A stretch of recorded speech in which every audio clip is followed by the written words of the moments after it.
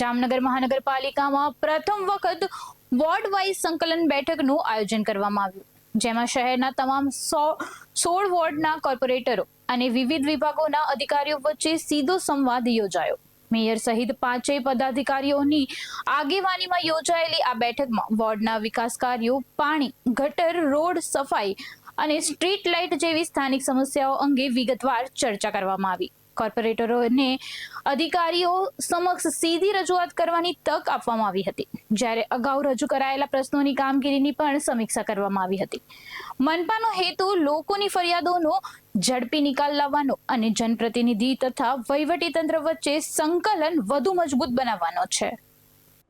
આજનો જામનગર મહાનગરપાલિકા ખાતે શહેરના જે 16 વોર્ડ છે એ દરેક વોર્ડના કોર્પોરેટર સીઓની અધિકારીઓ સાથેની એક બેઠકનું આયોજન કરવામાં આવેલું છે।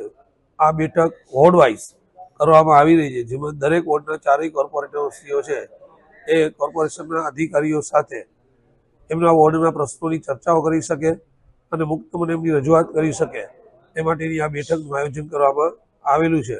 અને અત્યારે લગભગ 4 જેટલા વોર્ડનું કામ પૂરું થઈ ચૂક્યું છે અને આજે દિવસભર આ બેઠકોનો દોર ચાલુ રહેવાનું છે।